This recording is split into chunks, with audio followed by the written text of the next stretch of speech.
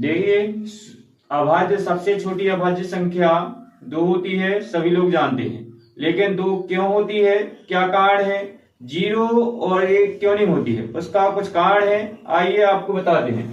देखिए, अभाज्य संख्या जिसको हम प्राइम नंबर बोलते हैं, अभाज्य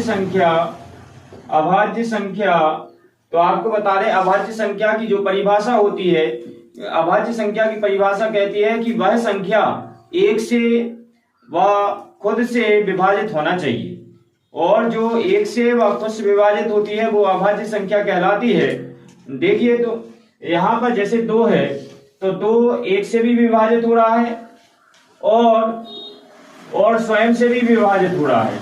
लेकिन बात यह आती है, जब वो 1 से और स्वयं से विभाजित हो रहा है तो 1 क्यों नहीं है अभाज्य संख्या? 1 भी तो होना चाहिए, 0 भी तो होना चाहिए। तो देखिए, 0 क्यों नहीं है, 1 क्यों नहीं है?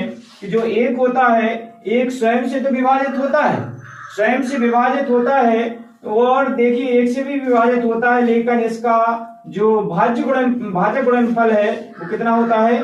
1 होता है, मतलब 1 निकल रहा है। और जैसे हम अगर 2 को देखेंगे तो 1 से विभाजित करेंगे तो 1 तो 2 आ जाएगा, और 2 को 2 से भी विभाजित करेंगे क्योंकि स्वयं से भी करना है, तो स्वयं से करना है तो 1 आ जाएगा। यानी कहने का मतलब ये है कि आपके 2 भाजक आना चाहिए, यानी कहने का मतलब ये है, या भागफल भी कह सकते हैं, यहाँ पर 2 आना चाहिए, और यहाँ पर देखेंगे कि कितना आ रहा है? 1 आ रहा है। आइए हम 0 को भी बताते हैं कि जैसे 0 है, 0 स्वयं से कटेगा तो भी 0 आएगा, 0 2 से भी कट सकता है तो भी 0 आएगा, 0 3 से भी कट सकता है तब भी 0 आएगा। सभी स्थितियों में, चाहे 2 से काट रहे हैं, 3 से काट रहे हैं, 4 से काट रहे हैं, सभी स्थितियों में 0 आ रहा है, तो वो तो सभी संख्याओं से कट रहा है। लेकिन रूल्स तो ये होता है ना कि वो स्वयं से कटना चाहिए और 1 से कटना चाहिए। इसलिए हम कह सकते हैं कि सबसे छोटी अभाज्य संख्या क्या होती है? 2 होती है।